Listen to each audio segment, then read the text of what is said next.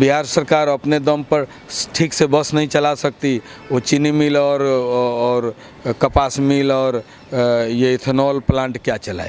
आप किसानों के बारे में जो कह लें, आज घर घर बिजली, हर खेत में बिजली, ये कहने में अच्छा लगता है, लेकिन एक मीटर लगाने के लिए किसान को 10 बार घूमना पड़ता है। बाढ़ ग्रसित क्षेत्र है, 50% एरिया बाढ़ ग्रसित क्षेत्र है। दूसरा, यहाँ पे कोई भी इंडस्ट्री नहीं है, क्योंकि जब से झारखंड 2000 से जब से अलग हुआ, सारा चीज़ उठकर चला गया झारखंड में। बिहार के पास पानी के अलावा कुछ बचा नहीं है। तो सर, ऐसी स्थिति में बिहार कैसे डेवलप करेगा अगर उसे कोई भी सुविधा नहीं मिलेगी? ऑन द माइक आते हैं, कहते हैं 20 लाख लोगों को नौकरी देंगे। कहाँ से देंगे? और देंगे तो सैलरी कहाँ से देंगे? तो इतना बड़ा झूठ बोलने की क्या ज़रूरत है? 20 लाख लोगों को नौकरी देंगे, कहाँ से दे देंगे भाई? कहते हैं आपकी चौहद्दी नेपाल है, उत्तर प्रदेश है, बंगाल है, झारखंड है। तो ज़रा हमको ये बताइए, जब चारों चौहद्दी में शराब खुलेआम है, तो आप शराब बंद करके कौन सा मतलब कि 8वां आश्चर्यजनक काम करने जा रहे हैं, और बंद हो गया क्या? सबसे बड़ा मेरा एक गाना आया था, देखा भाई देखा बिहार में बहार बा, बंद भइल दारू बाकी सगरो बिकाता, एसपी से बेसी दरोगवा कमाता, अब पीके पकड़ैला पर फीस 20,000 बा, चलो भोले बाबा बिहार में बाहर में लोग बंद पड़े हैं, गरीब लोग, गरीब गरीब गरीब गरीब। जरा देखिए ना, उसमें कई गो अमीर पकड़ा के जेल गया है। आपके पास आंकड़ा नहीं है, नहीं आंकड़ा है तो काला मुख्यमंत्री है। देखिए, 12 साल से विधायक हूँ, ऐसा कोई सीजन नहीं जिसमें मेरा ये सवाल लखनी चंवर से संबंधित नहीं आता। होता क्या है, 4 इंजीनियर जाते हैं, फोटो खींच लेते हैं और आकर के उल्टा पुल्टा रिपोर्ट दे देते हैं, सरकार सो जाती है।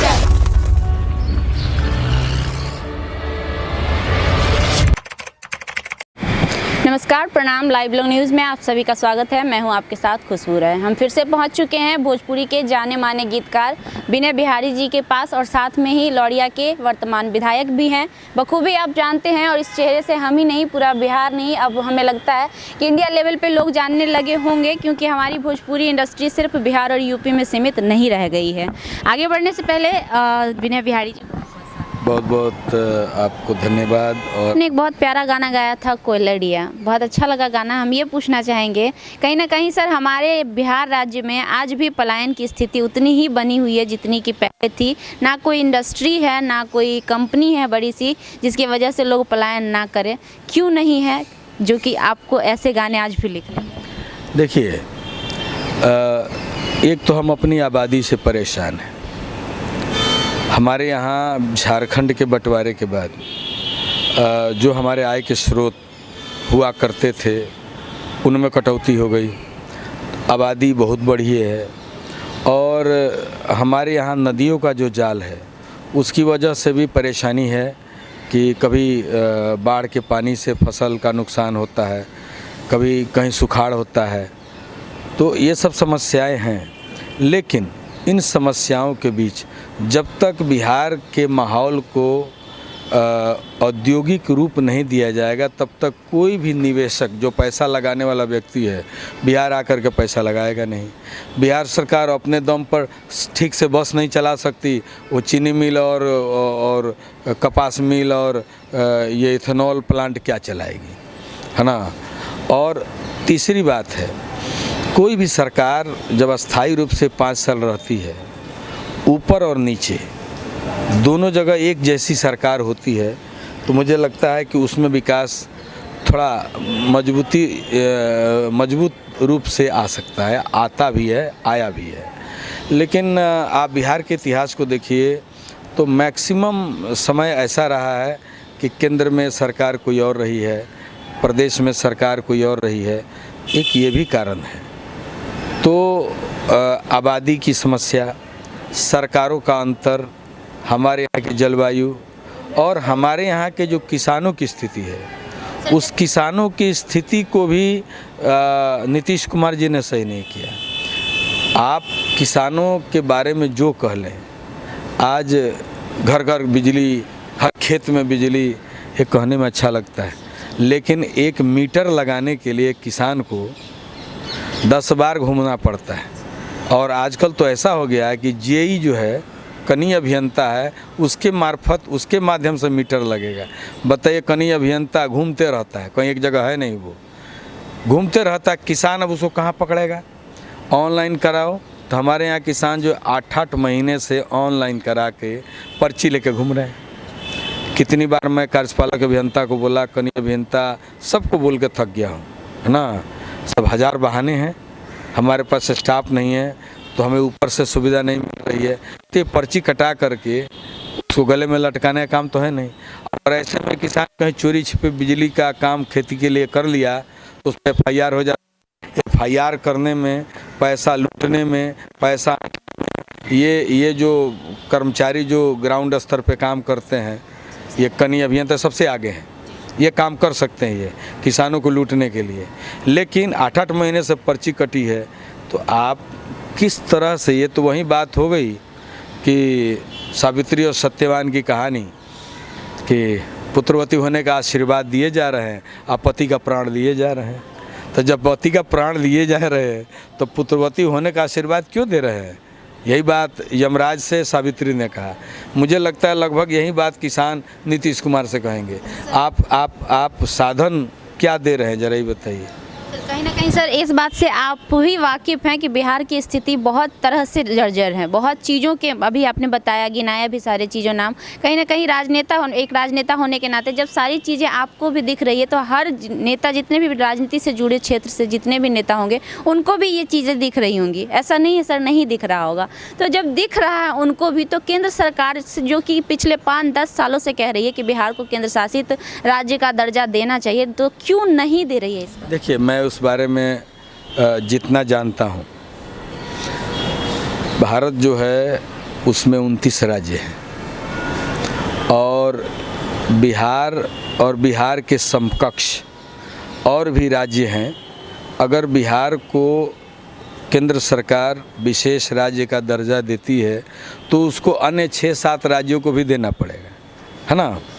तो ये चूँकि बहुत ही हमारे लेवल की बात नहीं है। लेकिन सर अभी आपने गिनाया ना, सब ये सारे पूरे इंडिया में सर ये बात की जानकारी है कि बिहार बाढ़ ग्रसित क्षेत्र है, 50% एरिया बाढ़ ग्रसित क्षेत्र है। दूसरा, यहाँ पे कोई भी इंडस्ट्री नहीं है, क्योंकि जब से झारखंड 2000 से जब से अलग हुआ, सारा चीज़ उठकर चला गया झारखंड में। बिहार के पास पानी के अलावा कुछ बचा नहीं है। तो सर ऐसी स्थिति में बिहार कैसे डेवलप करेगा अगर उसे कोई भी सुविधा नहीं मिलेगी? देखिए, बहुत सारा देश ऐसा है, छोटा छोटा है। आयरलैंड कैसे विकास किया, मलेशिया कैसे विकास किया। मैं कहता हूँ कि आप ऑन द माइक आते हैं, कहते हैं 20 लाख लोगों को नौकरी देंगे। कहाँ से देंगे? और देंगे तो सैलरी कहाँ से देंगे?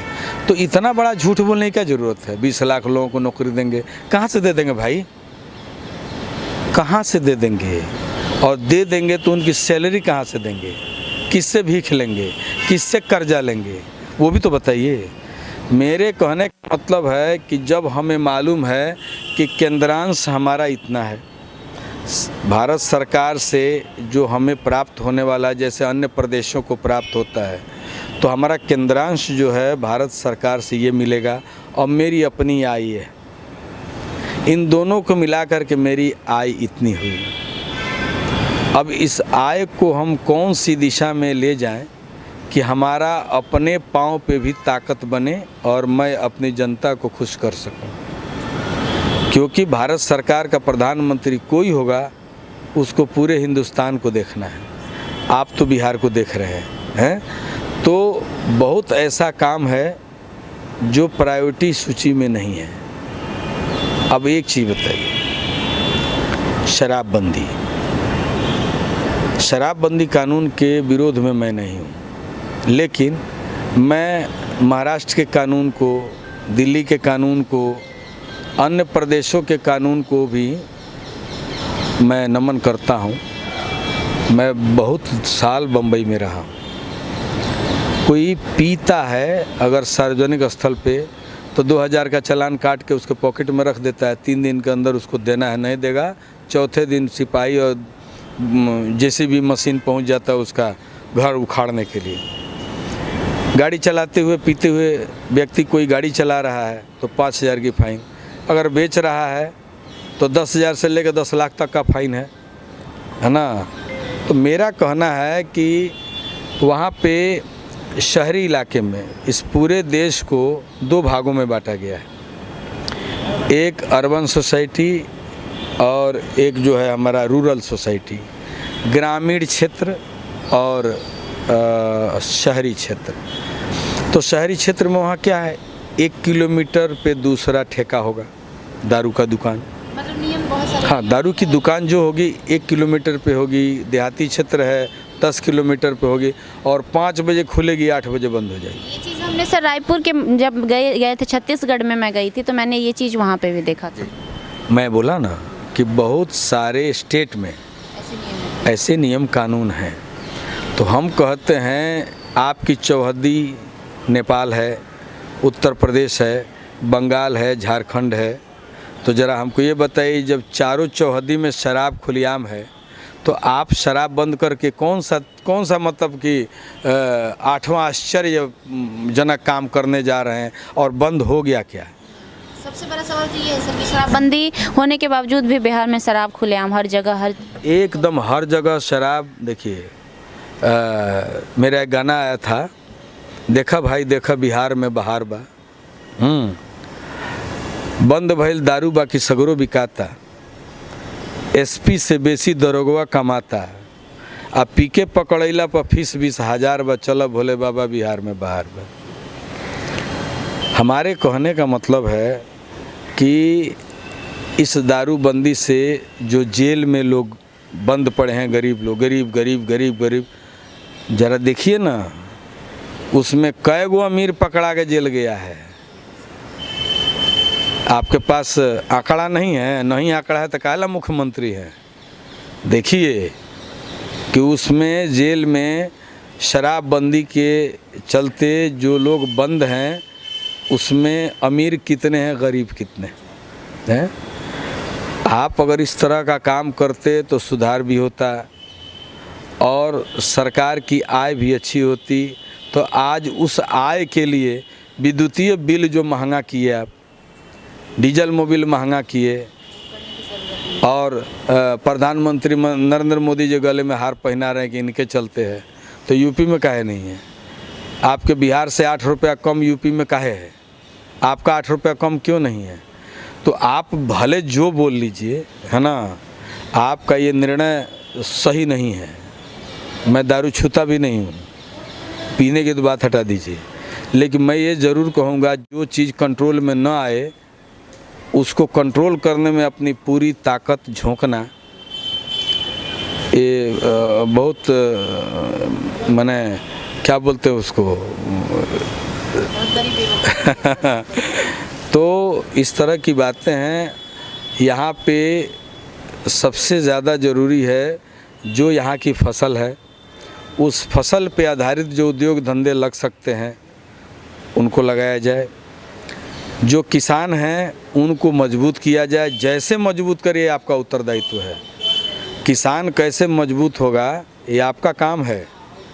आज ऐसा नहीं है कि खेत में 1,000 रुपया लगाए और 1,000 रुपया पाए, तो किसान कहाँ जाए हैं।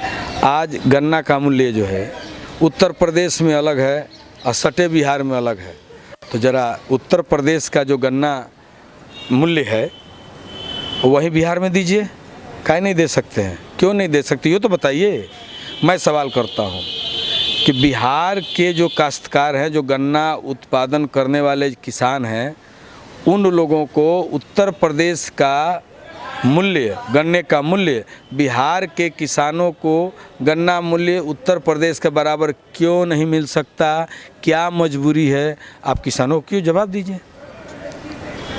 आपका जो पैक्स सिस्टम है, सहकारिता विभाग है, धान का जो खरीद बिक्री करती है, ज़रा उसको और ठीक करिए।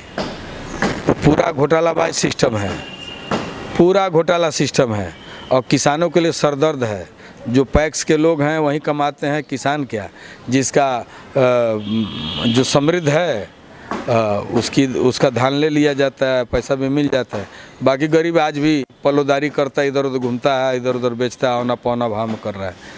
तो बहुत सारी चीज़ें हैं। मैं तो एक चीज़ जानता हूँ कि बिहार को पर्यटन के रूप में विकसित किया जाए और बिहार के किसान को समृद्ध किया जाए, तो केंद्रांश की भी ज़रूरत नहीं है। बिहार इतना धनी है, बिहार की नदियों को संभाल लिया जाए।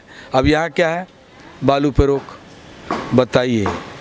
अब ठीक है, ये कोई कह देगा अरे तो भारत सरकार और ऐसा वैसा, खनन विभाग, फिर जलवायु परिवर्तन क्या क्या। लेकिन एक चीज़ बताइए, नदियों की गहराई जब पट जाएगी तो उसका पानी खेतों में नहीं जाएगा। ये पहाड़ों से जो पत्थर आते हैं, उन पत्थरों पे आप रोक लगा दीजिएगा तो वो पत्थर नदी में भरेगा, उसके पेट को भर देगा, तो पानी बाहर नहीं जाएगा, पानी बाढ़ का रूप नहीं लेगा। तो जो पानी खेतों में पहले नहीं जाता था और जाता था तो निकल जाता था, आज वो पानी खेतों में जाता है, किसानों को नुकसान करता है। हमारे यहाँ की एक लखनी चंवर है, मुझे लगता है 700 एकड़ का चंवर है। आज जितने भी किसान हैं उनकी एक फसल मुश्किल से होती है। मैं लगभग 10 साल से 12 साल से विधायक हूँ, ऐसा कोई सीजन नहीं जिसमें मेरा ये सवाल लखनी चंवर से संबंधित नहीं आता। होता क्या है, 4 इंजीनियर जाते हैं, फ़ोटो खींच लेते हैं और आकर के उल्टा पुल्टा रिपोर्ट दे देते हैं, सरकार सो जाती है। किसानों की समस्या जस की तस है। किसान क्या समझते हैं, हमारा विधायक जो है मुँह चुप्पा है, बोलता नहीं है। क्योंकि हर किसान को वो जो सदन के भीतर जो कार्यक्रम चलता है, सदन के भीतर जो बातें होती हैं, उनसे वो लोग अनभिज्ञ हैं, नहीं मालूम है कि उनका विधायक सदन में बोलता है। तो एक लाइन में बोल देते हैं, आपको तो 12 साल से जीता, ये वो लखनी चंवर का काम नहीं हुआ। ऐसे बहुत सारे चंवर हैं जिनको अगर ठीक से उसके पानी निकास की व्यवस्था कर दी जाए तो मृत भूमि जो है वो जागृत भूमि हो जाएगी और किसान मालामाल हो जाएंगे। कोई किसान 100 बीघा रखा है, लेकिन उसके 1 बीघे में खेती नहीं होती है, वो नाम का है 100 बीघा। मैं आज ही गया था महनार से आगे, है ना, और वहाँ एक चंवर है जो लालगंज से निकलते हुए गंगा में मिलती है। गंगा में वो चंवर का पानी मिलता है और वहाँ के स्थानीय लोग बता रहे थे कि लगभग 2250 एकड़ भूमि जो है वो एक फसल खा जाती है। वहाँ से नित्यानंद राय जी सांसद हैं, राजेश सिंह जी विधायक हैं। मैं वहाँ के उस क्षेत्र में आज गया था, है ना। तो मैं कहता हूँ कि बिहार प्रदेश के ऐसे तमाम किसानों को जिनकी भूमि अतिवृष्टि से मारी जाती है, जल जमाव से मारा जाता है या अनावृष्टि से मारी जाती है, तो जहाँ अनावृष्टि है वहाँ बिजली का बोरिंग का पानी दिलवाइए, जहाँ अतिवृष्टि है वहाँ पानी निकास की व्यवस्था कर दीजिए। और जितने धार्मिक स्थल हैं, जितने पर्यटन के स्थल हैं, उनका विकास करिए। मुझे लगता है कि बिहार पर्यटन के पैसे से और किसान के फसल के पैसे, जो माननीय मुख्यमंत्री जी बोलते हैं कि हर थाली में बिहार का व्यंजन, ये संभव है। इसमें मैं इस बात से सहमत हूँ मुख्यमंत्री जी के। लेकिन एक बात बताइए कि ये तो हाल वहीं हो गया कि हलवाई के दुकान के सामने कुत्ता जो है बैठा हुआ है, कब लड्डू गिरेगा ना। मेरा ये कहना है कि आप जिस तरह से बोलते हैं शायद उसका आधा काम भी करते। तो मुझे लगता है कि आपको भारत सरकार का चाहे जो प्रधानमंत्री हो, बिहार का कोई मुख्यमंत्री अगर 2 चीज़ों को ठीक कर ले, किसान और पर्यटन की व्यवस्था को ठीक कर ले, तो मुझे ऐसा लगता है कि असीम संभावना और बहुत ही उपजाऊ ज़मीन है। इस ज़मीन के ऊपर जो रहने वाले रहवासी हैं उनको लुधियाना, आसाम, बंगाल, बम्बई, सूरत, अहमदाबाद जाने की ज़रूरत नहीं पड़ेगी। चलिए सर, बात को ज़्यादा लंबा नहीं खींचते हैं क्योंकि कहा जाता है समझदार के लिए इशारा काफ़ी है। आपने जितना बात बोल दिया, अगर उसमें 5% बातों पर भी अगर गौर कर लिया जाए तो शायद कुछ हद तक सुधार हो सकती है। बिल्कुल सर, आखिर में सर चाहेंगे, छठ पूजा का अवसर आने वाला है, छठ पूजा का एक और कोई प्यारा सा गाना दर्शकों के लिए गुनगुना दीजिए। हाँ, एक बहुत ही प्यारा गीत है। माई के बोलावे कोयलिया 4 बजे, माई के बोलावे कोयलिया 4 बजे, 4 बजे हो 4 बजे, 4 बजे हो 4 बजे, माई के बोलावे कोयलिया 4 बजे, माई के बोलावे कोयलिया 4 बजे। क्या बात है सर, आपके गाने की जो मिठास है बहुत ही ज़्यादा है। कहूँ तो मुझे लगता है कि आजकल के राइटर अगर आपके बगल में बैठ जाएं तो उन टिकेंगे भी नहीं। आखिर दर्शकों से क्या कहें? मैं दर्शक को यही कहूँगा कि आपने हमको सुना और छठ माँ का त्यौहार शुरू हो गया ऐसे, तो छठ माई की असीम कृपा हो आपके ऊपर। और जो हमारे मुस्लिम भाई हैं उनसे मैं ये कहूँगा कि पूरे देश में, इस धरती पे सामाजिक सौहार्द बना रहे, क्योंकि मोहब्बत से कोई भी चीज़ को जीती जा सकती है और नफ़रत से किसी भी चीज़ को जीता नहीं जा सकता है। इसलिए मोहब्बत ही धरती है, मोहब्बत ही आसमान है, मोहब्बत ही दुनिया है, मोहब्बत ही जहान है। आपसी मोहब्बत की बहुत ज़रूरत है और कभी किसी के बहकावे में ना करके इस महान पर्व को अपना पर्व मानते हुए सबको सबके दिल में रहने का एक अवसर प्रदान हो और सब पे माँ की कृपा हो, सब पे ईश्वर की कृपा हो, सब पे सूरज भगवान का आशीर्वाद हो, क्योंकि सूरज भगवान तो सबके हैं। इसलिए सबको प्रणाम, आपको भी बहुत बहुत धन्यवाद। जय छठी मैया। बहुत बहुत धन्यवाद सर, आपने हमें इतना समय दिया। हमारे साथ विनय बिहारी जी थे। आप बखूबी जानते होंगे कि आज से नहीं, कई वर्षों से, बहुत मुझे लगता है हमारे जन्म से भी पहले से ये भोजपुरी इंडस्ट्री में गीतकार हैं। और दूसरी बात, पिछले 10 से 12 सालों से विधायक हैं, मतलब राजनीति में भी हैं। और सबसे बड़ी खासियत कि एक व्यक्ति जो कि दोनों जगहों पर होने के बावजूद भी दोनों चीज़ों की कमान को इतने अच्छे से संभाल कर चल रहे हैं, सबसे बड़ी खासियत है इन पे। आज हमने खास चर्चा की राजनीति मुद्दों पर। ऐसा लगा कमेंट बॉक्स में ज़रूर बताइएगा। बाकी जो भी आपकी क्वेश्चंस हो वो भी कमेंट बॉक्स में लिखिएगा। मैं चाहूँगी अगली बार जब भी इनसे मिलूँ बाकी के सवाल इनसे करूँ। आज के लिए इतना ही, मिलते हैं अगली बार फिर से एक और इंटरव्यू के साथ। तब तक के लिए आप बने रहिए हमारे साथ।